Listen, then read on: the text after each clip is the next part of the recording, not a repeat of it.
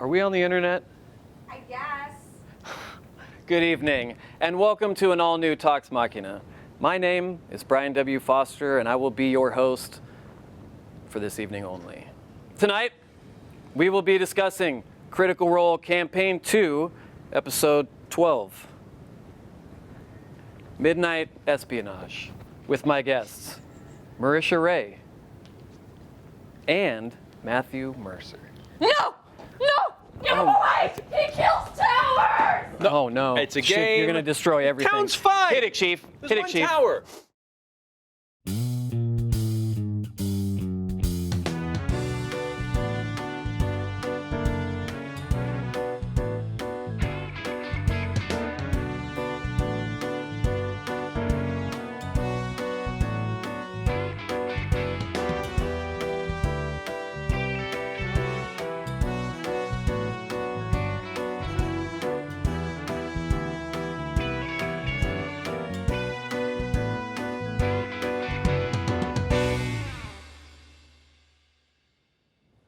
My aunt said that cousin will grow back. So whatever that means, then we'll grow back. Good evening, we're back. Welcome. Tonight I went for Colombian drug lord. Oh, getting there. You know what I mean? But yeah, I do need a gold chain with like a cross Yeah. and some sort of thing, but hey, you know, so anyway, I'm gonna go sell a Mercedes after this. Welcome to Talks Machina. Jesus. Please welcome esteemed guests, the Rays, the Mercers. What should we go by? You're not gonna change your name because you're in show business. Not like our showbiz names, no. Yeah. Because nothing in Hollywood is real. You So both have always stick with showbiz that. names. We do. I use also a showbiz name so people don't try and find out where I live. That's actually yeah. hard. My real name is I hope no one doxes me after this. My real name is Paul Thomas Anderson, but Anderson is with an S-E-N. Yeah. Yeah, but I do That's get a lot of kinda rough. screeners. Yeah, that's nice. All right, we have some announcements for you guys tonight. We're going to start the show any minute now. There you go. Key question on projectalpha.com. Oh my goodness. First 5 episodes are available now. You guys have already put out 5? Yeah, it's a lot of work, man. I've seen some really positive feedback about that show. I'm so happy people like it. Yeah, we I were think it's a terrified success. people might potentially hate it because we're kind of flexing our philosophy and our thinky brains. This bit. most recent episode, you guys talk about like the Messiah complex and stuff like that, which Yeah, is and Harry Potter. and Harry Potter, right? And Matt Key went to seminary, Yes, he just did. like myself. Yes, exactly. So we that's the always thing. have some shit to talk whenever we. So I'm waiting for you and Hang Key to out. get your own show. Well, Yeah. I can't say that. There are plans for us to have a conversation that people will be able to listen to I hope at so. some point in the near future. That I would hope be so. amazing. Yeah. That needs to happen. Yeah, we have a lot. Matt and I have a lot in common. Like, it's crazy. When I first met him, I was like, what a jovial guy. And he's so sweet. He's very huggy. You know, things that I like. I'm uncomfortable with all types of affection. But the rest Right. of it I really enjoyed. Yeah. And, yeah, he just had this brilliance about him that was just like, what a positive energy. And it's not that I thought he was shallow and that was all there was to him or something, but when we first got to really talk one night, I think it was at your guys' house actually, I was like, damn, you went to seminary, fool? We got a lot of shit to talk. Yeah. So yeah, I'm gonna buy a bottle of liquor, and we'll sit down and record our conversation. First 5 episodes of Key Question are available now on Project Alpha. Critical recap with Danny Goff. Oh my god, also so Can't see her grand. because she doesn't yet have her own camera. Critical recap will be on Thursday night, right? Right before. It comes on during the day as well. It comes on Thursday during the day. What time? It releases on YouTube in the morning, and then that's not Yep, necessary. there she is. We have 2 producers on this show. One of them's Danny. The other one didn't put any information in the announcements except that Critical. I don't know what time it airs because it used to be during Mothership. There is no Mothership. Okay, I'm banned from YouTube, so I can't pull up the thing. It starts the art reel now. For Okay, it begins the art reel for Critical Role. So Hey, our other producer is a great puppeteer. he is a great puppeteer. Yes. Yeah, and that's about it. Campaign 2, episode 12, the one that we're going to be discussing in about 20 minutes. The podcast will be available this Thursday. How neat. How neat. Listen to it before you watch episode 13. Wednesday Club. Taliesin, tell us. Okay. Well, Watch Wednesday Club tomorrow night at is it at 7? You'd think, Also even though I'm Wednesday. head of programming here, I would know what time things come on, you know? I'm an important guy. Wednesday Club's on, you know where to find it. Amy, Matt, Taliesin, all the babies. To be fair, the amount of shit that's news to me on a daily basis in Yeah. this building, it's not. Well, there's also Entirely like 5 unheard of. channels and Yeah. websites and Just go with the flow. It's fine. apps, Yeah. Android apps coming Yeah. out, and all things I care deeply for. Yeah. C2E12. Have we determined what that stands for? Come to eat to. Yes, there we go. That's the one. Come to eat to. Critical Role will be attending Come to Eat to in Chicago. Panels and signings will be held on both April 7th, Saturday, and April 8th, Sunday. Check your local C2E2 website for more instructions. Perfect. Without further ado, let us discuss episode 12 of Critical Role Campaign 2, Midnight Espionage.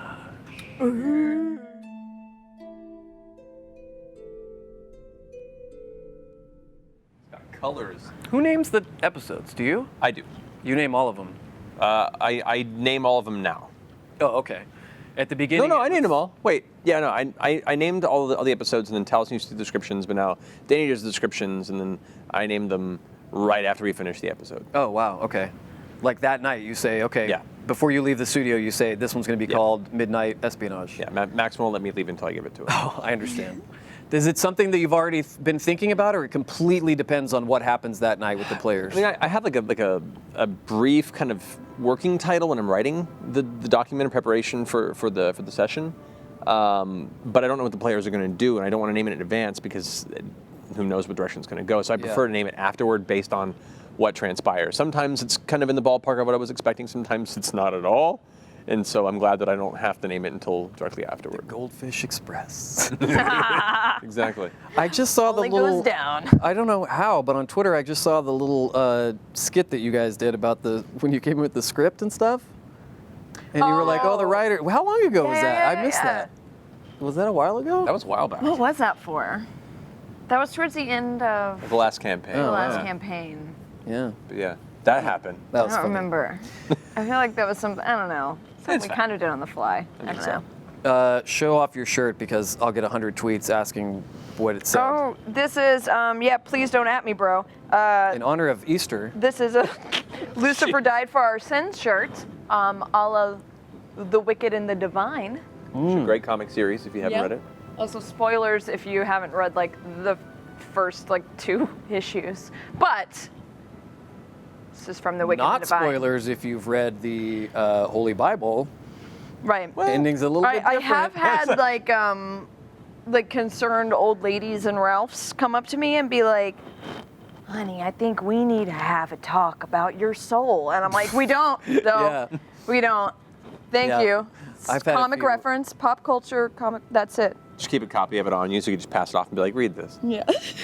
Later on, she has the shirt on like a week later. She's like, that was a great read. It's a really good comic. You should check it out. Yeah. I have concerned old ladies coming up to me all the time. They say, "You look dodgy." And I say, "Would you like to have dinner?" Crit roll stats for episode 12 are in. Woohoo! Fresh off the old fax machine. What are them stats? Sam held his pose for 12 minutes and 12 seconds. absurd. Can you believe that? 12. Now, if we remember Travis's famous thumbs up moment, Yeah. Campaign 1, Episode 61, Travis held his thumb up for greater or less than Sam held his up. 12 minutes, 12 seconds. Less was than, I think I it's believe. It's like less. 7 minutes or something. Yeah. It was 7 6 minutes, 51 seconds. Yeah. Matt, you win. You get to go home. Yay! Good night. If I knew it was that easy this whole time. You could have Skyped in too. That seems to be the fucking thing everybody's doing now. I think it's hilarious. Yay, oh, I don't have to come on the show. I Skyped in last week. An actual text I got from Sam. I'm like, you FaceTimed me for 30 seconds on As the a air. That joke. does not count as an appearance. Didn't even answer any questions. Fulfilled his contractual obligation. Yeah, I mean, somebody pull his paperwork, because that does not seem, if that's the case, set an iPad up on this chair and I'm going to be off screen at home doing my thing. Episode 12 had the first point of damage dealt by Frumpkin. Oh, First time Frumpkin dealt some damage, yeah. The Find Familiars don't get into combat too often unless you want them to go away really fast. Yeah, not a good idea, generally. Did you see the Frumpkin since we got it? Oh, I didn't see it in person! Oh, Isn't That's that so awesome. cute? I know. If you guys can see, there's also some new additions. We have some little Funko guys. little Yasha. Little Yasha up there. We got a Ford. Little Molly Mock 3D. Like, Behind me, art there's a situation. Gestures. No, that's a Molly Mark. Look at this Oh, that's a line walk. Sorry. Down here is Caleb. Either that or it's a South Park character. This was the first time in this campaign that we've had a friendly KO. Bo KO'd Not, then Not KO'd Bo. Oh, wow. Yeah, I think that's going to be the the words on the inner lining of the next art book. Bo KO'd Not, Yeah. and Not KO'd Bo. Class of Yeah. 1994. Yeah. There were 21 bird calls made in this episode. Ye old metagaming pigeon. Yes, that was amazing. This stat That's great. really blew me away. So you've done 12 episodes. We've done 60. Oh, Not to brag. valid point. We passed 1,000 D20 rolls in campaign 2 this episode. Oh, whoa. That's a lot. That's a lot of rolls, actually. Total is now 1,052 as of this last week. Number 1,000 was Knott's Thieves' Tools check to open the box they found under the rug of smothering. That was the 1,000th D20 roll. It's cool that they track stuff. like That's this. awesome. I love it. They were all here last week. Yeah. Great. I had dinner with them Tuesday night instead of coming here and doing this garbage. We love you guys at Crit Roll Stats. You're amazing. Thank you for all the stuff you do. They're phenomenal. Last stat of the night, we also passed 50 Nat 20s in campaign 2. There's Nice. now 55. Number 50 was Bo's investigation check to find the brick that disarmed whatever magic that was protecting Lord Sutan's cabinet. Good roll. That was a good Good find. roll. Was a good find. Did I say the name correctly? You did. Thank you. Congratulations. I'm getting better. Our first question of the night Yes. comes from Tharbid Dragon 69. Okay. Barbie Dragon. Oh, Tharby Dragon 69. 69. I see it now. I've never seen one of these names that ended in 69. You gotta admit, that's cool. Yeah, it's flashback to like OG AOL days. I know, seriously. So this is for both of you. How does it feel to be part of a show able to make porn a narrative resource? Of course you'd ask at Tharby Dragon 69. I love Dungeons and Dragons. I've only seen a couple people. Expected. I've only seen a couple people in Twitch chat go, "Come on with the porn, guys!" Like seriously, but the rest of the people are loving it. Who has ever said that in life ever? Someone with a crippling porn addiction. Usually, you know how all the pastors that are like, "No gays," Yeah. except for me and Todd. You know what I mean? Like, it's that. I think it's that syndrome. Yeah. Might be. man. Yeah, well, I never expected it. I mean, the whole smut thread as it's continued, Yeah. I thought was a funny one-off statement. And then the more that Caleb kept pressing it, I was like, okay, that's. Oh, Then like he's what- intent. It was like you Okay. and Travis. Let's do this. You and Travis were like, so you don't have to write down everything that you find in the smut rag, and I'm like, yes, I do. Smut rag? Yeah. That's coming onto Alpha soon, I think. You've got to be fucking kidding me. Joe Manganiello would like to FaceTime. Hey, Joe. Joe. Well, hello, everyone. What are you doing in that glorious throne? I'm coming to you live from the DM throne in the Gary Gygax Memorial Dungeon in Beverly Hills. Holy shit. That is. Matt has sat in this chair. Matt has felt the power. You sat in this chair? Yeah, I've DM'd from that chair a couple times. Wait, I saw a picture that Travis was just there the other night. Yeah, we had an all-fighter, all-tank adventure this past weekend. It was epic. Oh, dang. Well, considering my body structure, I understand why I wasn't invited. What's your max deadlift? My max deadlift? You're looking at it, this phone. Say hi to Matt and Marisha. Hey. Good to see you. What's up, man? So this doesn't count as an appearance. You need to actually come on the show again sometime. I can't just phone it in. No, dude. No. If Sam doesn't get to, you don't get to. What do you got going on, man? What have I got going on? Oh, Well, I got a movie coming out called Rampage. We're gonna have the premiere tomorrow night. Giant monsters destroying planet Earth. Like, Yes. Every D&D fan Rampage. should love that. Yes, my so friend Jack excited. Quaid is in that movie with you. Ah. Yes, and then everyone's friend The Rock. Yeah. When does it come out? I'll go see it, dude. It comes out a week from Friday. And Premiere tomorrow night, and then a week from Friday. And then all of us older heads, all of us red box, white box D&Ders played the old, yeah, old 83. I shouldn't say this. That's even more advanced. Yeah. It was this. there you go. Yeah, exactly. Joystick. Yeah. Yeah, dude. So everyone who goes and sees Rampage should yell "Archon" whenever you come on the screen. That'd be pretty funny. Yes. Dude, we should I come want to do see it. that in the Hollywood Reporter. I know. Like, And then the all these premiere people was just great. yelled I just- "Archon" yeah. in the middle of whatever that I'm means. super confused as to why, but Yeah. It's like Fight Club. Yeah, we can't actually discuss it. Yeah. All right, dude. Well, it's good to see you, man. Great seeing you. Come on the show again soon. Have me on. Oh, look at that. Is that Tiamat? That's the original Ralph Partha Tiamat. This guy's a fucking nerd. yeah. That's amazing. It was a gift from my buddy Turbo. Luke Gygax came and DM'd an unpublished Castle Greyhawk adventure he found in like one of his dad's trunks, unpublished. Wow. He came to my house and ran. Ow, that's crazy. And his best friend gave me this original. He's one of the partners in Ralph Partha that gave me this. Wow, that's beautiful, man. How much is that worth? Oh yeah, there it is. That's pretty gorgeous, dude. Hey, That's Joe. the one that broke when it fell off Vecna. Yeah. You came up in conversation at Screen Junkies today because we were doing like our fan casting of the X-Men if they were going to be in the MCU, and I picked you as my Wolverine. Just throwing it out there. Ooh. You can play Ooh. 5'3". Yeah, you Yeah, can do yeah. 5'3". Hugh You're Jackman stocky. was Hugh Jackman's like close to about my height. Yeah, he's a big guy. Is he He's really? tall. Yeah. So maybe they can do like the reverse thing they did in The Hobbit, like or Yeah. The forced perspective. I'm Yeah. all about it. I'm all about it. Oh man. dancing chops. Yeah. Hell yeah. It'd be funny to see you really short. Yeah. It'd be hilarious. I played a halfling in GaryCon for the first Oh, time. that's right. Yeah. He played a halfling. And now you can't go back. Now you can't go back, dude. You're stuck. He was a little halfling with a gimp suit, like a leather gimp mask with a zipper, and I had a live baby strapped to my back. At the con you did? Yeah, it was like a weird, evil, like German S&M version of Willow. Oh my god. In the game, though. Yeah, but what happened in the game? In the game, the baby turned into a giant demon, and we had to like fight the baby. And then there was this giant, weird, like human centipede of naked people that created this demonic portal into hell. It was crazy. Dude, you just described all 4 years of Catholic high school for me.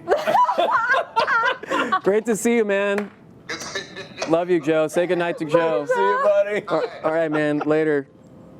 Wow. Oh my God. I would advertise that someone like Joe was going to be on the show tonight if I knew that, people were just going to try and phone it in now. What a great gag. Dude, can you believe that guy's a nerd? I love it. He's got so much cool shit. Yeah. We're gonna talk to him about maybe going and doing a video tour of his whole dungeon Oh, thing. yeah. You should. It's a Do great it as a setup segment down on there. Talks. Geek We Cribs. should come by and check out all your minis and stuff. Yeah. Whenever- Far less impressive. No, but My yeah, very collection's- impressive. All right, like the layout. Like he has an actual underground dungeon. I have our like lime green office in the corner that I've slowly taken over your office. Sorry. It's teal. It's teal. All right, I'll give you that. Yeah, it needs to be painted. Marisha, We'll Yeah. find time. our 32nd question of the night comes from the writing druid. Those come in handy. Yeah. What do you think Bo would have done had she been involved in the infirmary debacle? Oh. I don't think Bo would have been as nice as Ford was. So, Interesting. down when Even she more is, aggressive. Yeah. Look, Bo's not an altruist or anything, but you do something that might get Bo caught, because you're a fuck up, Yeah. Better watch then there's out. going to be problems. Yeah. Yeah. You and I are going to go outside. Yeah. Matt, Yes. Cacophonous Kazoo would like to know. Great name. That one's Well done. amazing. How worried were you that the team was going to completely forget to bring Ulag? If Jester had not gone back for him, would Ulag have eventually attempted to infiltrate the High Richter's house by himself? Oh, that's a good question. That's why Danny He picked would have. He would have, because he would have seen it as his only opportunity to try so. Depending on how things went, if you hadn't gone with him, I imagine he probably would have either showed up partway through and been really pissed and would have been kind of an altercation with you guys that may have gotten spotted or shown things out. Or if you had finished early and left, he might have gotten there right as things went down and been caught. I don't know. Like, there's so many variables to that. I wasn't sure how things would have panned out. I just kind of threw a bunch of moving pieces in there and let it play out. Yeah. So yeah, I mean, if you had forgotten him, he would have either showed up later or missed you guys entirely, and would have been really pissed. And It would have been fun to watch that scene of just you acting out and realizing they're gone and being super pissed. yeah, and Or yeah, we run into him halfway through the house, and it's like, oh, hey, Log. Hey guys. Hey, what's up, man? yeah, that was an interest. That would have been an interesting possibility. Or conversely, like I was thinking, if you guys had failed on the mission or decided not to do it partway through, if things got too dangerous, so you ran, that would have caused this huge rift between you guys and the Knights of Requital. And like, I don't know. We would have seen where it would have Lots gone. of possibilities. Yeah, it was fun. Was it just me, or did this episode make you want to get high with Andy Richter? It's just whenever you kept saying hi Richter, I just pictured Andy Richter and like a big lazy boy with a huge blunt. I don't know, man. I mean, yeah. Weird that imagination. Sounds like a good night. Marisha, save us from that story I just told with an answer to this question from Jester's Strong Butt. Did I say that right, Danny? I think so. Jester's strong butt. I guess she's. Oh, it feels like there might be an ellipses, like Jester's strong, but is that what it is? I don't think you can do ellipses on the ats. Bo really seemed to take charge when it seemed like Ulag would jeopardize the mission. Have those leadership qualities always been present and Bo has chosen not to use them, or is this a side to her that she's just discovering? I think I kind of alluded to this almost in the last question. I think it's she can step up when she's like, if you do anything to jeopardize this of us working as a group, then we're gonna have issues. Like it's still, I think, kind of rooted in selfish means. Yeah. She's very much like, do whatever you want, but if it fucks with my shit, then we're gonna have issues. Kind of the same thing as like if you had been there in the infirmary. Yeah. debacle. Yeah. Yep. Yeah. All right. Word. on Bo's toughness. Snowy Poet would like to know. These are some great ones tonight. I like it. It's nice. Matt, was the rug of smothering a bit of revenge for all the magic carpet related antics the party got to in campaign 1? In hindsight, subconsciously, maybe. I think it more stemmed from, being able to prepare a lot of lower level encounters and trying to think of what they would find if they were to infiltrate the house of somebody who was fairly magically involved. Yeah. And so going through, various traps, because they came in through the roof, they missed a whole bunch of stuff in the lower levels of the house. Ooh, what kind of stuff? Deadly traps. There were other traps. There was a chamber that had a lot of weird information, other things they could have found and acquired. But there was like I don't want to say too much because in case they ever go back. But there were other challenges involved. I like that. I don't know if they ever want to return to the scene of the crime. But yeah, they avoided all that. And for me, it was considered. Yeah, and so I was considering things to fill the upper area with, and the Rug of Smothering was one of those perfect things. Not only is it a threat, and it's magically enchanted, but it's a good thing that you wouldn't expect to be a danger to that level. It's what you can use to block something beneath it that they have to get to. Yeah, all the signs pointed to that being a good inclusion. And then after using it, and you pointed that out, like, yeah, maybe a little bit of subconscious vengeance of, oh no, not all rugs fly for your benefit. Yeah, that was amazing. I was shocked, but then it's kind of an obscure creature, isn't it? Comparatively, because it's lower level and it's a rug, so Yeah. it doesn't have a lot of narrative beat. No one's going to build up a first arc that leads to the final encounter with the terrible rug. It just doesn't have the same strength of memorable storytelling. Yeah. But yeah, I was happy to throw it in there. Boss rug. You guys thought it was the blanket from Brave Little Toaster, all cute and stuff. Blanky, but Dark no. movie. I love Very that dark film. movie. That film is great so movie. Oh, I think it's we've great. talked about it on the show I before. think so too. That's the next campaign. Is love we're that. playing in the little toaster that'd be RPG. amazing. Pick an appliance. The dump they have. Roll versus Clown Nightmare. Marisha, Lady Earl of Grey would like to know, how excited were you when you heard that carpet was giving off a magical aura? Conversely, how disappointed were you when it then tried to smother you to death? I think there's this part of me that's like, there's no way he's gonna give us a flying carpet. Yeah. Like right now. He hated it last I campaign. didn't hate it. He hated It it was last abused campaign. by the players last campaign. Well, they were using it properly. It was just I had to retool some of my challenges to remember that. Oh yeah, they can just fly over shit. Oh, that sucks. Yeah. Yeah, I my first thought was like, carpet, you're back. And then my second thought was, this is too good to be true, isn't it? And then it kind of was. Yep. Yep. No. Yep. Yeah. Oh, that was my one of my favorite parts of the episode, though. Yeah. Well, let's give away some free shit. Yeah, let's do down. it. Each week, we like to feature unique creations by you, the critters, including those epic gift-making skills. Up first, it's Gift of the Week. Here we go. The Post-its on there. Our winner for episode 12 of the new campaign was sent in by Alec Helwig, a.k.a. at Disco AL. Let's take a look. Yes. Yes.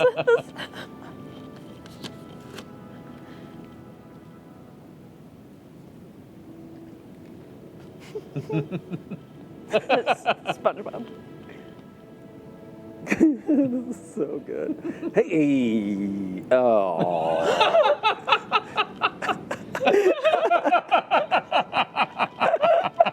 I haven't seen that one yet. It's pretty good. That's I know. amazing. There was. Did you see the other great one that had the Lilo and Stitch thing? That whole I crazy. did see that Yes. one. Yeah. We would have also given that one a prize too, but there's too many other characters and stuff in there, so it's like a copyright. Right. We can't. Yeah. It's- That's a great gift. It is. It's part. yeah. That's all part of the new crap. Guys, congrats to you, Alec. You have won this Critical Role Dice colored pencils set.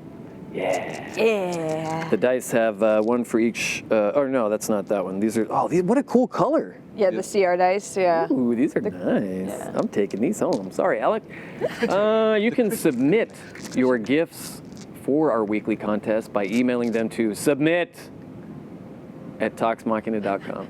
Max, wasn't there something that was going to come up when I said that, or is that next week? Next week. Thank you. Let's move on, shall we? Cardamonala has a question for Matthew Mercer. Yes. What's your question? Given the earlier joke, were you not even a little tempted to have a pigeon fly by cooing, coo, coo, Mage-Hand, coo, while the party bumbled around with the grapple? I thought about it, but it's even more fun to wait for them to finish and then go back and say, by the way, and then that wonderful moment. Did nobody have Mage-Hand last? Oh, no. No, I mean, Last campaign. Sam's character not. No, last campaign, Nobody had Mage Mage-Hand Hand, no. because there weren't many casters. Yeah, but Sam's character literally chose the path that specializes in being really good with Mage Hand. So I was like, all right, okay, all right. And instead, the comedy of errors ensued, and an important lesson that hopefully will prod him in the future to be mindful of his abilities. Yeah. Yeah. We should put like a metagaming pigeon on the set, and then you could just point at it like, I'm trying to give you a clue, asshole. Marisha at Kratrina wants to know, what is your reaction to what Fajordi did to Caleb and Not in the house? What was it like to be between Travis and Liam with all that tension? Oh, man. I mean, anytime you're kind of like between two people when they're having like a moment, you just kind of like assume this like, if I don't move, I'm not here type of stance. Like, you're afraid to like make eye contact with anyone because it might like implicate you, and you're just like, I'm not here. Yeah. So you always just kind of like freeze a little and let it just soak in. You know, yeah. I just thought of like 30 very inappropriate jokes, but I'm gonna skip all of them. Yeah, it was. That stop you? You're like, no, Brian, part of the brand is that we let you make all the bad jokes. That's your thing. That way none of you can get fired. Yeah. You guys aren't going to believe this, but there are times where I've gotten out of line. And Travis has done that to me before in real life. Like, had to like, you need to chill, son, to me before, and it's terrifying. Sure. I've seen it happen. You've seen it. Yeah, you probably have seen it happen. Yeah. I've dodged that crosshairs before, but I've seen it happen, and I'm so glad that we're on his side. Yeah, Yes. I deserved it too. I backed down real fast. I think all of us kind of have that quality in the group where it's like we're all great until we're fucking pissed, Yeah, and then you're like, yeah. I know you see a whole other side of everybody. Yeah. Matt, Chris Gatlin wants to know. When Facordi gave Caleb an ultimatum, what would you have done if it turned south and devolved into PvP? We would have gone into combat. We would have seen what their maneuvers were until one or the other backed down. I mean, it would have been up to them, but it could have been one of those, like, once they realized how serious it was. I mean, who knows? Maybe they would have hit a point where they realized, what are we doing? We need to stop this. Or they would have gone till one was out. Or the longer it went, the more opportunities there would have been for them to have been caught. Oh, yeah. Because now the guards were rushing in from the outside. Or actually, no, because the High Rector was arriving. The High Rector would have arrived. They would have had to deal with that. If they kept fighting while the High Rector was available, the High Rector would have seen this confrontation, probably bolted back downstairs and let brought the guard in. She felt in a position of power, but once if magic starts flying and people start, getting violent, that's probably when she would back down and go let the rest of the guard in. So that, if they continue to battle, there's a good chance they might have gotten some of them arrested, if not all of them. Whoa. Oof. Yikes. That would have been an interesting thread, too. Yep. Storyline 5. I was so, leading up to this episode, I had so many things that I'm just waiting to see which ones we're going to hit, and it's exciting, but also kind of disappointing, because you're like, oh, this could have, but I think this went a good path. Did you guys watch The Wire? The show Wire? Many times. There's a moment in every season where it kind of clicks for you, where you go, oh shit, that's what they're saying, and that's what they're dealing with, and that's what the stakes are for this season. It's never in the first episode. It's always like halfway through you go like, oh, I'm piecing it together now. That's what Thursday night was for me. It was just like, oh shit, we're in the campaign now. Like, this is, That was kind of what I was hoping to do with this campaign, because so much of the last campaign ended like rushing and diving forward from moment to moment. At the high level D&D like that, the stakes are so high, and what you're fighting and what you're going up against is so powerful that you don't really have the opportunity to be more casual with your advancement. So I was excited to let people kind of breathe a bit, find their characters, explore before anything too serious hit. Yeah. And as they were kind of building these networks and weaving their decisions into Dash, it was like this event that was already planned to kind of transpire. I'm curious to see which end of it they're going to be at when it happens, and we got to see that Thursday, so it was pretty exciting. Ooh, man, it was good. I was getting sleepy because it was just late, and then I was like, what's happening? Oh my God. Marisha, yes. Craven Hedge 69 wants to know.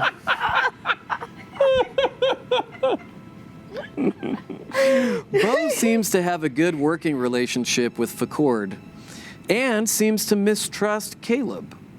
If conflict between those two escalates, will Bo intervene on Ford's behalf? I don't think Bo needs to intervene on Ford's behalf. Just like he's a big boy, he can handle himself. He's a big boy, just like Ford doesn't need to intervene on Bo's behalf. I don't know why. None of us know anything more about each other's backstories than what everyone else knows. Yeah. I have a feeling, my suspicions is that Bo and Ford's motives maybe line up a little bit more and maybe have the same type of kind of similar morality beats. I think Ford's just better at keeping his cards closer to his chest, maybe a little bit more. I don't know. Yeah. I just for we kind of seem to fall in line, and I don't think that's a coincidence. Yeah. But I don't know either. I don't know. It's hard to speculate, you know. Matt, Yeah. Argonaut 1314 would like to know, did Ulag fully intend to kamikaze the High Richter at the first chance he got, or was it a secondary plan in case things went south, as they surely would? It was a secondary plan. The bead that he had, which was actually, there's an item called Necklace of Fireballs, where it has a bunch of beads, and each one can be thrown as a fireball. Yes. He only had one. Oh. And so it was like his one use, and he'd kind of been holding on to it as an escape mechanism, as a distraction, as a way to blow things out of the way if they had to get out quickly. It was something that had come into his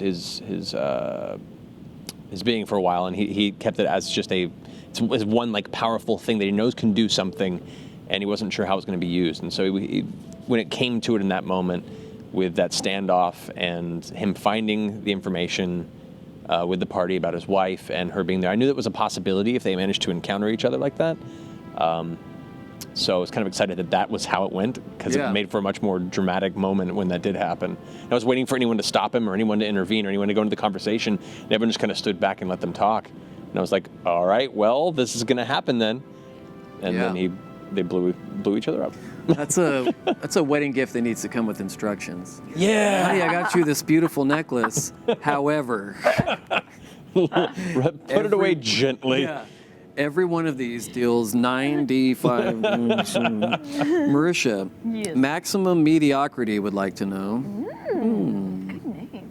Maximum Mediocrity. I like that. When outside the house of the High Richter, Bo failed to stop Ulag from breaking from the plan, does Bo feel somewhat responsible for his untimely end as a result? Oh, don't know yet. Right? As far as... Oh. Ulag being exploded. You guys ran down the stairs and found the stairway completely Oh, no, you're outside at this point. That's right, no. Yeah, she doesn't know yet. Oh, shit. Oh. Yeah, you and Molly Mock were both not present for when that went down. Tell Bo I said spoilers. Yeah. I imagine that conversation may transpire on Thursday. Yeah, I have a feeling there's going to be a lot of conversing. So get to safety, then everyone air their shit. Yeah. Get to safety first. Safety first. Yeah. Safety first. Safety first, air your shit later. That's what I always say. Yes. Let's give away some more free shit and then we'll move on. How Yeah. about Yes, that? let's do it. Our next giveaway is for you fans who send in incredible art from moments during Critical Role. It's time for Fan Art of the Week. Glory. This week's fan art winner was sent in by Nat Rose, aka @NatRose. Let's take a look. Oh, yes. Such a great piece. I love the setup for that. And the fact that it's all in the broken shards, too. Yeah. Isn't that Everyone's cool? There's just a bunch perspective. of different moments from the show. Yeah.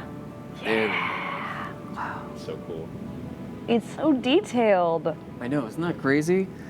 Yeah, well, I should get the gift ready while this is happening. You should. You have time. I have time. Thank you, Chief. Look at that pretty tower getting all obliterated. Man. Yeah, By that was great. towel. Oh, hi. Thank you to, I was just investigating a noise back here. Thank you to everyone who submitted. Congrats to you, Nat Rose. You have won this Flame Box Elder deck box from our friends at Wormwood. Okay, Yeah. This is crazy. It's like red, it's like Yeah. a Flame Box Elder deck box. It's pretty cool. You can put your spice in here. You can put a mini in there. You can put, what the hell? Comes with a magic card. Comes Oh, with- yeah. They've all had magic booster decks in them. It's kind of awesome. That's pretty dope. Yeah. I don't know if I'm allowed to show that on camera, but I guess we'll just ask Magic for like 10 grand. I don't know. How much would you pay to That's how it advertise works, right? on this show? I'm pretty sure that's how it works. $10. Please check out Wormwood Gaming at Wormwood Gaming and on their website at www.wormwoodgaming.com. Moving on. Matt. Yes. 025_Ajax Ajax. would like to know. Yes. Ajax. Ajax. Knowing what we do now about the events and ruining the house, did you always intend for Caleb to get the scrolls, or was it an invitation for good character drama? It was an invitation for good character drama. Placing something like that in a space where they're not supposed to touch or leave any trace behind, and putting something enticing there is so much fun. Yeah. How could I not? Oh, I get you.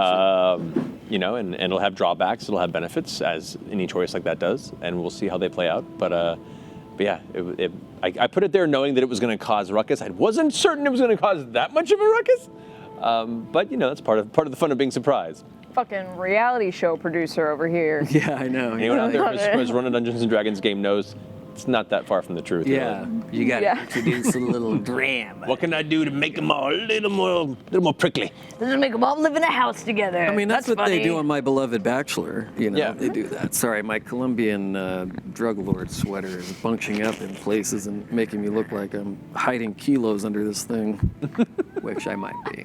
It's true. Marisha.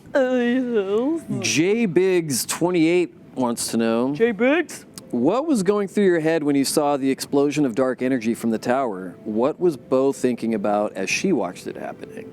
Now that's a question for both you and the character that you play. Right. Thank you for the clarification. Yes.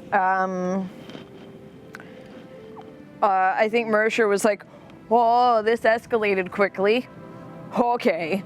And I think Bo just kind of had that reaction that anyone has when they feel like a terrorist attack is happening, or any type of like bombing, or like imagine the people like in the street in 9/11 in New York. You're just like, fuck, this is bigger than me. I'm a speck of an ant of a human.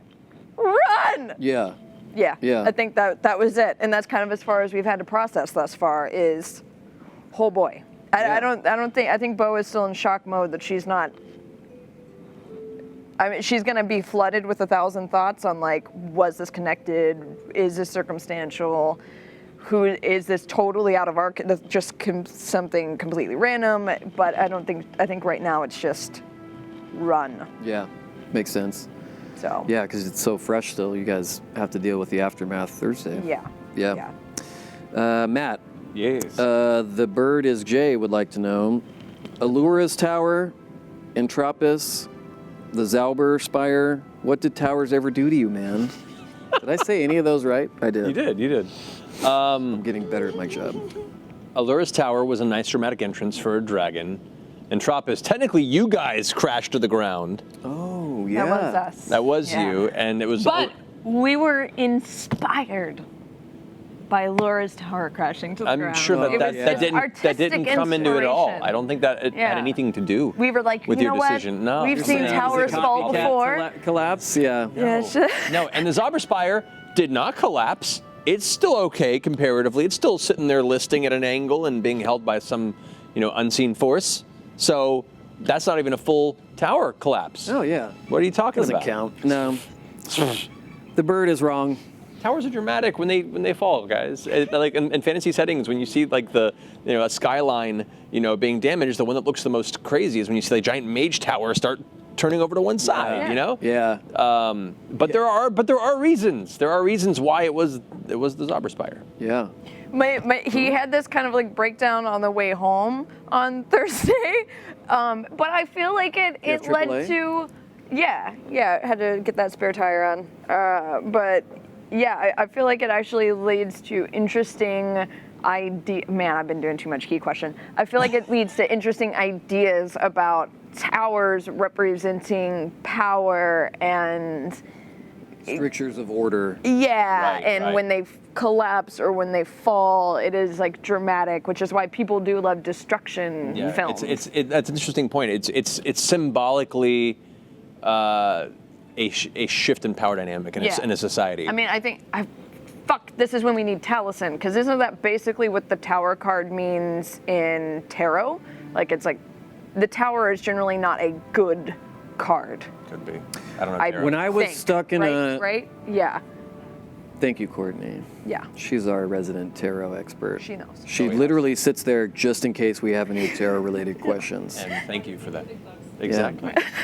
I remember working in a lot of office jobs in cubicles with fluorescent lights on the 17th floor of blah, blah, blah, and watching movies like 2012. And, like when you see all that destruction, there is something cathartic about like, what if it all just went away? It's like the end of Fight Club. All the credit card debt is wiped out. Like that fantasy of just like, power and strictures of order coming. Yeah, I mean, and even in the corporate world, generally the higher up you are in the building, the higher up you are in status. And the CEOs and the VPs, they always have that top corner office that's got the best view. Yeah. That's, I mean, like that kind of imagery is designed essentially narratively in most books to show a shift in that dynamic. That those you thought were infallible are fallible, and anything can happen. Yeah. Pillow Matt, did you want to add? Man, I was wondering when this was going to get addressed. Well, it gets addressed on a nightly basis, if you know what I mean. But we decided to just, maybe now that Matt's been on the show with it, we'll retire it after this and put it somewhere. We'll just keep hiding it around the studio for people to, why didn't we draw a little Watchmen blood thing on that happy face? But maybe because we can't show that on the show anymore. Yeah. Okay, speaking of cat pitting executives upstairs, Marisha. Yeah. A question from Tricky Cleric for you. Do you regard the attack on the tower as Chroma Conclave level of panic, or does it seem like the situation is salvageable? I mean, maybe you'll have to kind of see what happens, see what the aftermath. Yeah, we'll have to see. We're in two totally different mindsets now. Like, we're still, and I think our entire group is still trying to be conscious that we're level 3. We're not heroes. We're not a renowned group. So I think, when the Chroma Conclave hit, Vox Machina's instinct was to run towards the problem. Yes. They knew that they knew they had to try and help. This group doesn't have any of that. Yeah. They're all about self-preservation right now. So I think it's not necessarily, I don't think it's the gravity that's different. I think it's just the response. I mean, the bonds of friendship alone, outside of the familial aspects, by the time you guys hit Chroma Conclave, you were willing to die for each other. Right. Right now, it's like you'll still steal from each other. You know what I mean? Yeah, like, they are definitely not there right now. You are not. You are not. Those bonds are not even. They're silly string at this point. Anytime we save one another, it's still a favor. It's not mandatory. Yeah, exactly. It's still like, I am kind of standing right here. I guess I'd be a total dick if I didn't dump the healing potion down your throat. No, okay, all right. Yeah. That's how anyone heals me. Begrudgingly an ally. Yeah, exactly. Yeah. That's how I sign all my emails. Yeah. Begrudgingly an ally, Brian. Hey guys, Caps Lock Tribute has a question for Matthew Mercer. Yes, what is your question? Actor most well known for playing Leon in the Resident Evil. How does it feel knowing that your players will now always seek out smut to uncover future plot lines, seeing as the Crick was alluded to in the Outlawed book?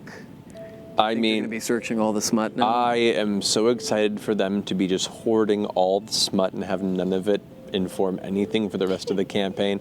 But they'll fill their haversack with nothing but mild fan fiction porn of historical figures. I'm all for it. Yep.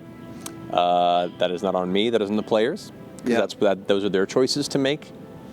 And please don't keep doing that.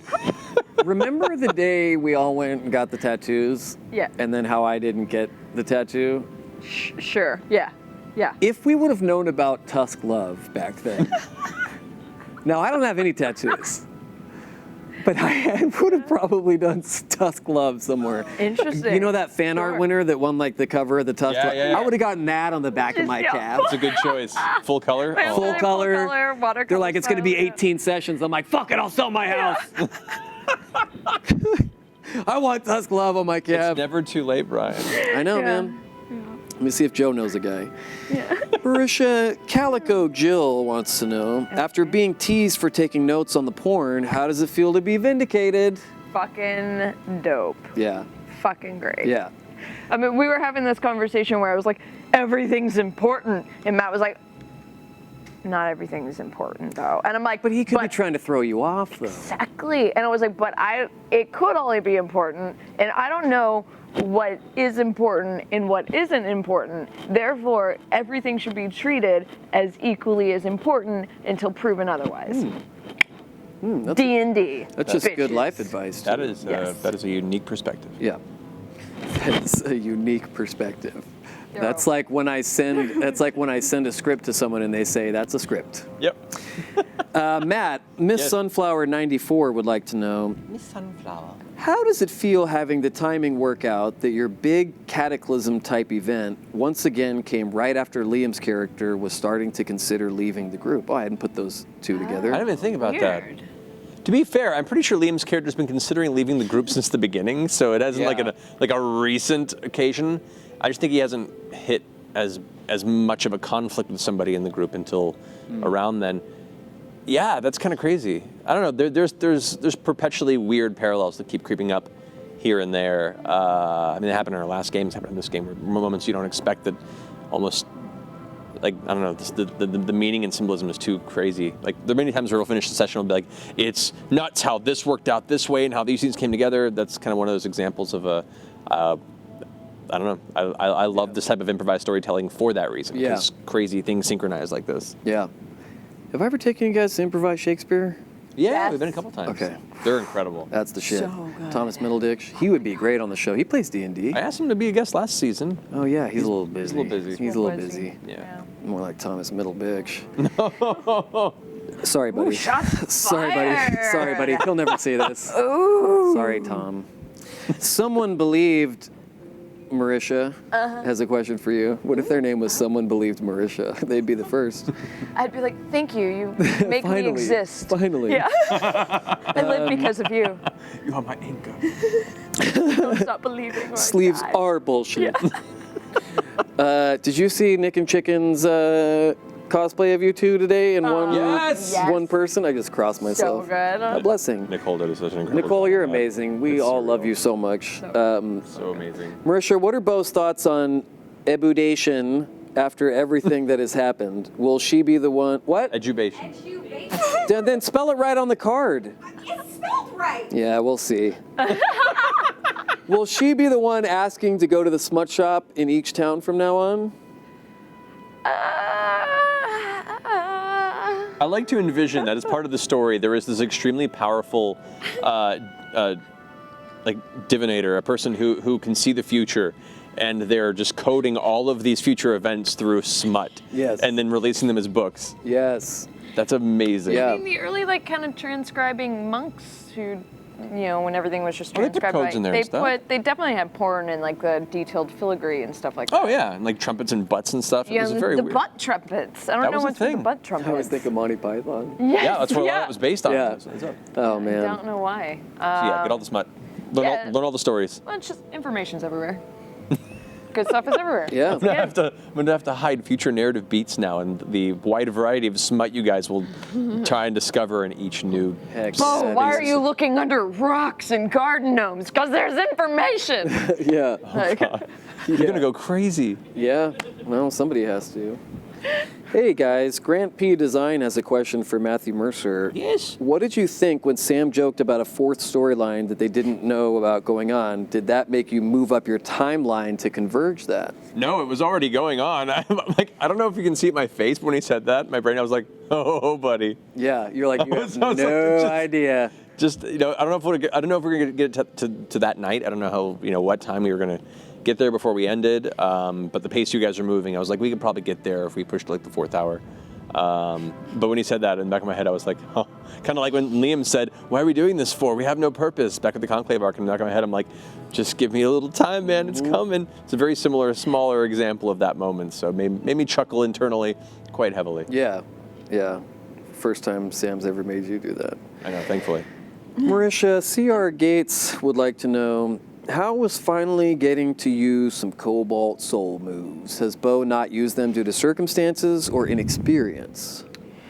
I mean, people know that I always like to kind of RP my combat and like find reasons for doing things. But there's also just been stuff that I've kind of been waiting on for the right opportunity to come through. But I mean, I've had some good moments. I've like caught some arrows out of the air like a Yeah. boss, and That was our fan art. but I guess they are kind of referring to the Cobalt Soul Actual stuff. Cobalt Soul Specific. stuff, yeah. Right. aspects. Right. Yeah, no, that was good. I'm waiting for it to like really like kick in though. Yeah. It's gonna be great. Well, it's one of those abilities that is it's an information gathering technique where once you learn something about that type of creature, you know that about that creature for the rest of the game. Yeah. And it's situational. It's sometimes it's somewhat useful, sometimes it's super useful, sometimes it's not at all. Yeah. It's situational. I think it's gonna be good. It's gonna be a good lesson fodder going forward on like trying to figure out what to extract and what's gonna be beneficial and Right. yeah, it's gonna be interesting. Yeah. I'm excited to see how it plays out. Me too. Hey, Matt, Boats 911 has a question for you. What's up? Is Lord Suton from the same family that used to own the Plate of the Dawn Martyr until they lost it in a game of cards? Maybe. Oh shit. What? That was the main question I was super interested in tonight, so I was saving it for the end. I would say that the name is the same. And the house, as you saw, had some enchanted relics in it and semblance of magic and higher up in the Lordship Society of Zadash. So the House of Sutan has been influential in certain areas of the nation, yeah. Boats 911, get the juicy ones. I'm on board. We're on board. Call the authorities. Marisha X Lobo wants to know, how pissed is Bo considering that they probably won't be getting that 500 gold from Ulag? Well, okay. As soon as he committed Harry Carey, I was like, should we have known this when he handed over his entire life savings? But that was, I don't know. I mean, from his standpoint, he was unsure if he was going to survive the endeavor. Like, it wasn't like, I'm going to go die tonight, but he was like, I'm going in there recklessly to do something. I may or may not make it out, and if that's the case, and this is what gets you guys to agree, I'll do it. Yeah. So that was kind of a pseudo red flag to see if you guys would pay more attention to his mannerisms. There were a few moments where he did a few things that could have been pursued with him, but Yeah. you know, once I mean, again, and it's tricksy too, because like some things might like catch you off guard. You might kind of go like, "What?" But you know, once again, you don't want to like necessarily drag down every question or analyze No, not every everyone. plot, you know, and like you just kind of you make a note later. But yeah, when he was like my entire life savings, I'm like. Hey. Like that's something that like an old woman does when she thinks the rapture is happening tomorrow. Yeah. You know, like that should have been maybe we should have called that one out. Yeah. spoilers for the next arc. Yeah. It ends in a rapture. Oh, Yeah. Everyone make a Constitution saving throw. yeah. Oh, you raptured. Please play the Leftovers music. It's so good. Please put it on the Save iPad. versus rapture. I love it. Did I make Chief laugh with that joke? That's all the time we have for tonight. Ended on a good note. I'm collecting my check. My job is done. Lindsay Marie 713. We're gonna lightning round it. All right. Matt, when did the idea of leaving clues about the crick in the smut book come to you? Was there an alternative plan for the party to learn about the crick? There was. They may not have. The smut book, completely honest, was improvised on the spot. Wow.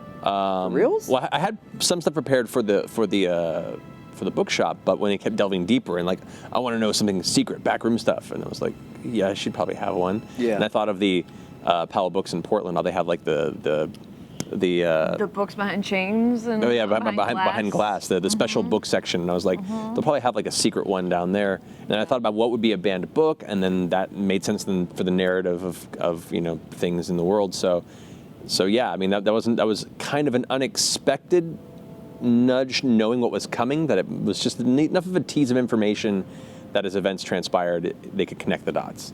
But if for whatever reason they wanted to go research more, if they actually went into the archive and specifically began to research Shorehouse, there's a bunch of information I was going to give on that could have also had it together. So yeah, like I wasn't sure what they were going to do, what they were going to look for, and those few threads happened to be the ones that they picked up. So I was kind of excited that it came together like that. Wow. Don't look at me like that. What? Don't look at me like It's that. looking like you're married. It's Marisha, Random Indy wants to know, please answer this with one word. As of right now, who does Bo trust the most in the Mighty Nine? Who does Bo trust the most? Don't repeat the question back to me. Just say one word. Say a first That is name. what I was taught in 5th grade, motherfucker. Say a first name. Probably Jester, believe it or not. Jester is the most open book thus far. That's true.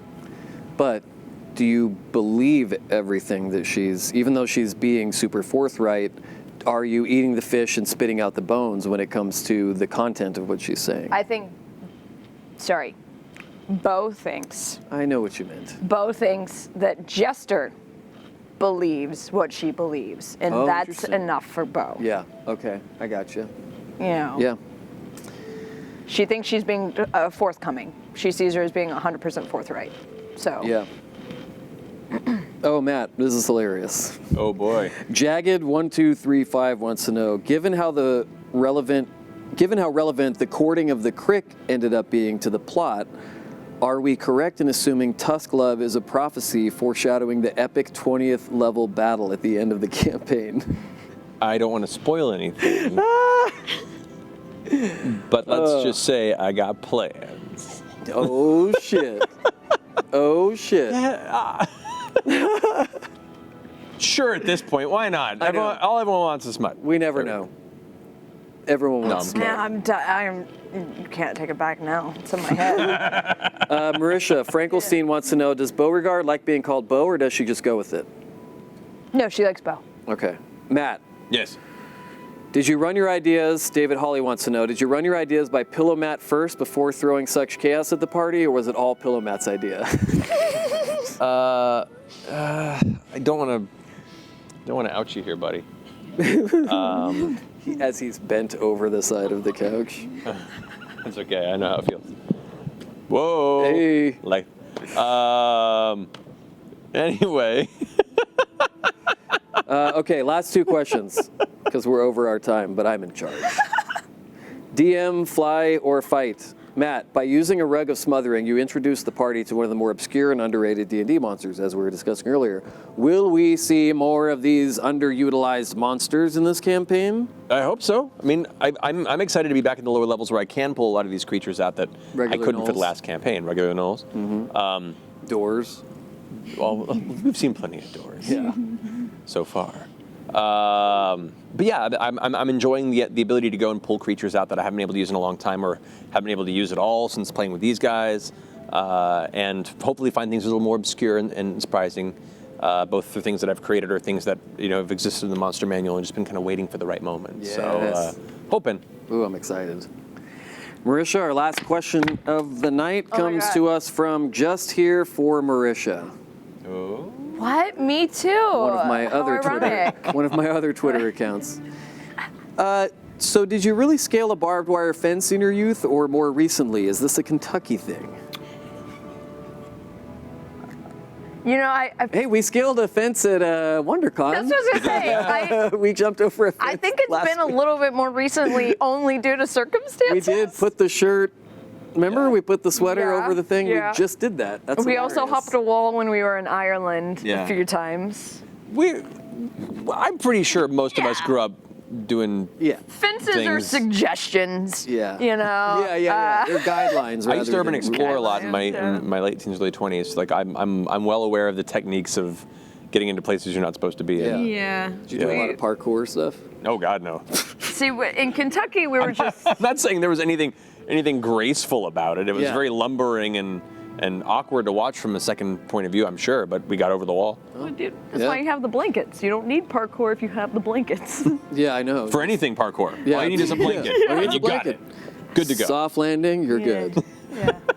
True story. It's like built-in slow fall. It's great. Oh yeah. You get bored in Kentucky though. That's like Yeah. I have weird stories due No. to boredom and it being a dry county. So There's dry counties in Kentucky where they make all the bourbons? no, I know, it's like- I know. Danny's we're over. here Hold being on, like, this is important. yeah. Max is telling me he needs to go Yeah, there's tighten his certain ponytail. There's certain counties where you can't buy alcohol after a certain time or on Sundays. Oh God. Still these days. What a nightmare. Yeah. Never moving to Kentucky. Yeah. They're I'm gonna cancel my timeshare. That's all the time we have for tonight, folks. Stick around for Dark Times at Talks Machina High on Alpha. I would like to hashtag thank my guest, courtesy this week of @DIETPlays Blast You Zauber. You almost got it. You got it. In carpets 4 days. That's good. And I'm Drow in Waterways Hostile. Whoa! I know, that was a pretty good one. That's why we chose it. Critical Role Campaign 2, Episode 13 airs this Thursday. This week, it's 2 days away from now. It's 48 Yeah, I gotta hours prep. from now. Yeah, me too. Prep for my drinking during the show. There you go. Works out well. Because I know this one's going to stress me out. Until then, please, please, please, as we say every week, don't forget to love each other. And don't worry, it's almost Thursday. Stay turned, my friends. Hey. Good evening. And welcome to I Have a Foot That's Somewhere It's Not Supposed to Be. Welcome to Guess Where This iPad Is.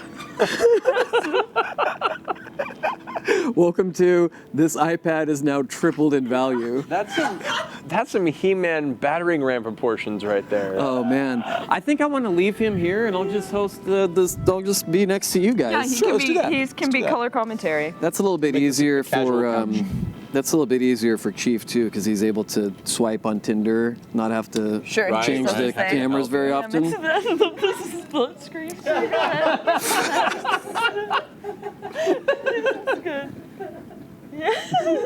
Touch me. He won't. Wait, I can't go through and grab him. You mean? What is that? Welcome to Help Us, God. These questions come from the Alpha chat room. Okay. Right, yes. You know, chat rooms have changed a lot since the 90s. God, I hope so. Pasta Raptor. Pasta Raptor. Pasta Raptor. Matt, did you have a plan if the party turned in the Knights of Requital? Oh, interesting. Oh yeah. Yeah. I mean, if they turned them in, they would have gotten a reward, and they would have gotten in more favor with the Hall of the King, King Saul, and they probably would have gotten invitations to the gala. Yeah. Which would have led them still to the proximity of the moment if they'd gone that route. If they hadn't gone either route or just kind of absconded or gotten stuck somewhere else, the event would have happened in the distance, and they would have just heard about it the next day, and could have investigated from there. Like I had different ideas. They were loosely plotted out based on what choices they were going to make. Yeah. But if they had turned them in, they would have led them in more favor with the Crown's Guard and the local government, Whoa. and probably with the High Richter. Yeah. Wow. Would still be around. Oof. Marisha, Alaran wants to know, is Bo having second thoughts about being in the party after shit hit the fan this episode? Ooh. I guess we'll find out. Yeah. I'm gonna go back. Yeah. I don't know. Bo kind of doesn't have too many regrets. No regrets. Hashtag no regrets. Last Jabberwocky for Brian. Out of all the couples, Matt and Marisha, Laura and Travis, Liam and Sam, who do you think would win in a newlywed type game, Liam and Sam? Oh yeah, no, there's no yeah. question. Of like who knows the most about each other and like, oh yeah, I mean, Definitely Liam and Sam. those two are attached at the. I feel like we'd give him a pretty good fight. Sure. You guys would, yeah, But- because you've been together a minute. But it's hard to top obsession. How long Yeah, have you guys no. been together total? 7 years now? 7 years. Yeah, because you guys have us beat because you were already together by the time we got together. Short, but around the same time. I think we're like right after Yeah, you 'cause I guys, was like, or right before you guys. Oh, I like those guys. I think I want to be with someone too. That's how it went. That's how it what I went. said. Marisha, who wore the jacket better? Stressing Old wants to know, Matt or Pillow Matt? That's a tough gig. It's a spitting image of him. Though I didn't realize until tonight this jacket looks kind of like that one, so Oh, it really does. because they still have the same buttons and the lapel. Yeah. Was that a rental or was that yours? That was costuming. That was Jenny got that, for costume. the. Oh, look at the shoot. side by side. See. Yeah. I like it. Oh yeah. Ooh, smoldering. Pretty good. Glasses. Oh boy, I'm gonna get shit for this not being on Twitch. Matt, Yes. Grog the Smart wants to know, how cute, is there smut of Vox Machina in the world? I don't know. Oh boy. Oh boy. That's a crazy thought. We'll have to keep finding smut, I guess. Yeah. Oh, we'll see what Just turned happens. into a whole different mission. Go on Tumblr. Oh yeah. I'm sure there's plenty. There's a there. lot. Laura was showing us some last week before the show. Oh God, are you serious? Yeah, because I had asked her something about like, wait, how weird does it get? And she's like, oh, it gets weird. Yeah. And then I was eating, and then she came over with her phone and she was like, see? And I was like, can you email me the links to these? Yeah. Marisha, Melly DM wants to know, if you could go back and change how you and Jester investigated Sutan's estate, would you, and how so? The way me and Jester? Oh, like when we cased it? Yeah. Investigated it. I mean, I don't know, considering neither one of us had to like drop, half naked, covered in our own shit and foaming in our mouth to like try and distract somebody. Yeah. I feel like comparatively we did pretty fucking okay. Yeah. Yeah. Yeah. We got to keep our dignity when casing the place. Yeah. Yeah, that's true. And that was the purpose of the new season, was to retain our dignity. Retain our dignity or whatever. Matt D. Doozle wants to know, which Mighty Nine member would you most fear owning a deck of many things? Oh no. My first instinct was Not, but I don't think Not would pull them out. I think Not would just want to keep the box the cards were in. Jester would Right. be, But Jester would be a danger. which would be so ironic considering how crazy she was with Travis when he had it. Yeah. She was like, you don't. Oh my God. Stole it. She's Jester like, would that be pretty dangerous? yeah. Yeah, that's pretty funny. Yeah. Of kind of into that. everybody, I think Jester would be the most dangerous with it. Yeah. Oh, this is cool. Andy and D says to Eminem, according to Crit Roll stats, you both have played in 137 broadcasted games of D&D together. Oh shit. Awesome. What are some things that still make the game feel exciting and fresh? That's a great question. Oh, that's a great question. I don't know. I mean, you've never made it. You somehow always like find a way to top yourself. Like there is always something to look forward to and to be excited about. Because it's like, what the fuck is he gonna pull out next? Yeah. Yay. Yeah. Yeah, I would agree with that Yeah, you're good sentiment. at this. That's always a worry for any DM out there, is how can you keep surprising and keeping your players engaged? And yeah, it's a perpetual worry I have. I mean, never mind the audience. I'm worried about keeping you guys engaged with the story and interested. So, I mean, it's my own personal pressure on those. So it makes me happy to know that you guys are still having a good time. Yeah. You particularly. Well, It's what it's really all about. I mean, I mean, not more than the other players, but you're my wife. I want to make you happy. no. I hope we still make you happy, though. Oh, Oh, shut fuck up! you! Max, you'll find love one day. You're sob off the side. He just started burst into fucking tears. I'll never find love like that, he said. Yeah. Honestly, I think a lot of it is just the game itself. Like I think role playing games are a really great exercise in renewing friendship and relationships. You know, people that play together.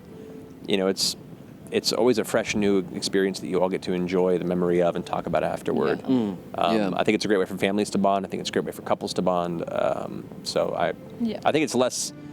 I think it's definitely less me and the dynamic, and more just the game itself allows us to play in a space where we get to enjoy each other's time. So. Oh, Yeah, agreed. I think I've like learned to really appreciate like the problem-solving elements of Dungeons Yeah. and Dragons, and how basically every issue is problem-solving. Yep. And it's not a game that you can like memorize. You can't. It's all improv based, so you're always reactionary. You can't learn. It's not like chess or something like that, where, not to say that every game of chess isn't different, but you can. It's about adaptation. Yeah, exactly. Yeah, there It's are. about iteration, adaptation. Right. Yeah. Improvisation, Yeah. And monetization. colonialization. Oh, you beat me to it. I was going to say colonization. Colonization. You would have pronounced it correctly. Yeah. Emaciation. Masturbation. Immolation. Masturbation. Yeah. Education. Let's see. For Brian from Bellin, how many people are actually on the crew for Talks Machina? And will you ever do credit cards like Marisha did at the beginning of Campaign 2? We will, but we have a high turnover, man. People quit this show faster than, it's hard because you learn someone's name and then the next week they spit into your face and they say, I'm never coming back, And it's like, I personally take that as a sign of like affection. They wanted to leave something of them with me. Sure. Well, what hurts most is to have no response at all. Yeah. Yeah. When they just leave, Yeah. Hopefully. Can we do that? Can we have everybody jump on at the end of the broadcast tonight to say hi on the cameras if they want to? Yeah, but let's do it. We should do it on. They're glaring at us. We should do it on both websites, though. Yeah, we should. Because people will get mad if it's on a day that's planned. Yeah, we'll do that. Makeup on before you do that? Okay, we'll do it next week. You have a week. I was just trying to solve You the have a week problem. to figure out what kind of makeup you want to wear, and then we'll do it next week at the end of the show. Okay, we'll do that. Because odds are, not a lot will probably happen this Thursday night. And we'll be out of stuff to talk about. That's true. Yeah. Sir Pouncelot wants to know. Sir Pouncelot. It's a question from Frumpkin. Is the tale of Vox Machina common knowledge in the Empire, or is it more of a legend? Would any of the new characters know about Vox Machina? That would be a history roll if they wanted to recall information about them, I'm sure. I think... What have you done? So... That's After Dark. I believe... Oh my God. This is what your alpha subscription gets you guys. Yep. There. Watch Alpha. That's like the best Alpha ad I've ever seen. Oh my God. I hope Arsqueef is awake. If you're awake, God damn it. Okay. So, Matt, answer this question. Hold on. I'm gonna answer the question. Okay. I'm working on it. So I think it's not common knowledge. I think information is fairly protected in its dissemination in the Empire. It's not something that is kept at bay per se, but it's not something that's carried in the streets or in celebrations for Vox Machina. They had very little impact on Wildmount. Wildmount didn't fully believe the threats in Isilra from the the Whispered One and the Chroma Conclave. Although the Vorgal did sweep over, it didn't come to the Empire. So for the most part, there are people that know about them. They're historical knowledge, definitely, but there isn't like a holiday in Wildmount about it. Yeah, there's not Vox Machina Day. Goldfish Day. Oh my God. Oh my God. I don't know what that looks like, but I'm sure the internet will let me know after this. We'll find out later. Oh my God, I'm so sorry. I'm so sorry. Bellin wants to know, Marisha and Matt, as a player and a creator of the universe, what are feelings? What are feelings? What are feelings? Tell me, what are feelings? Agreed, man. It says, Agreed. what are feelings of all the amazing tattoos the fans get that are inspired by Critical Role? Oh, overwhelming. What are feelings? What are feelings? Our feelings. I mean, it's You're dizzy? It's surreal. It's surreal whenever anybody decides that something that you've done is important enough for them to permanently put on their body. Yes. So you can't help but be like humbled and so honored, and the imposter syndrome means always like, why would you do that? It's such a small thing, but no, the fact that it means so much to some people out there, it's incredible. I think it reinforces what kind of makes it so special to me. When I was younger, I thought about getting a tattoo of Bruce Willis from the 1996 film Last Man Standing. See, I was gonna go Hudson Hawk, but that's a good choice. Hudson Hawk was too cool for me, man. But Last Man Standing was practically a straight-to-video piece of dog shit, and but it still hit home for you, and you felt them. Willis was like the dad I always wanted, man. I always wanted a dad who could kill a lot of people, was witty, smoked cigarettes, like killed a lot of people. Did I say that one? Matt, Lupine Volt would like to know, we never got to hear your impression of Keyleth. We heard you play every other member of Vox Machina, but can we hear your Keyleth impression? Was that because you had perfect attendance? Oh. I think so, yeah, because I never had to Jaeger Keyleth. Interesting. That's true. Yeah, you had perfect attendance, fool. That's exactly why. Is that it? Is that It's what too It's you're the hard. only question that was asked. No, right? so what is your... No, just that we've never heard your impression of Yeah. Keyleth. Yeah, you never did. Oh boy, he doesn't want to do it. I mean, It's too close. you know, she'd be very like, wait, can we just talk about this? Am I on conscience? Guys, you know, that kind of thing. That's pretty cute. Yeah. That's pretty good. That's pretty good. Thank Yeah. Well, our last question of the night is going to be from Wagadodo. Matt, how great is it that your hobby is now a tax deduction? Honestly, it's pretty great. Yeah. It's allowed me to get Dwarven Forge, which I couldn't get before. I know, Dwarven Forge is the shit. Yeah, like it's one of those things where there's certain. It's been really great because a lot of things normally I would be like, I can't get this. I don't have. Wait, it's a deduction. Yeah. But So that's nice. anyone can kind of make D&D stuff a deduction. Just throw a game at work as a corporate team building exercise. And then get your work to pay for it. Or just write it off Tight. as what's the word I'm looking for? Tax fraud. Tax fraud. That's the Tax word you're fraud looking is for. the word you're looking for. Yeah. Tax fraud tips. Tax fraud club. Yeah, actually, it's been a hard lesson for me. Our tax guy is like, why aren't you writing things off? I'm like, I didn't know that I could or I should. Yeah. So I'm learning each progressive year how to be an adult. Yeah, weird. I'm going to write off the Jameson that I'm going to drink after this. That is our doing. So I guess yeah. Can we write off the Taco Bell after this? Oh, man, I wish. If only. Emotional I wish. compensation. Sure. Yeah. Well, that's all the time we have for tonight on, what did I call this one? Dark Times at Talks Machina High. Hi. Yeah, yeah. Thank you to everyone in the... Which one's my camera? They're both pointed at me. What do I look at? You can just switch Thank every. you. There we go. Thank you for joining us. Thank you for submitting questions. Thank you, Courtney, and Danny for collating those questions. It's not the right word. What's the right word? Curating? Curating would be the word. Yes. For curating those questions.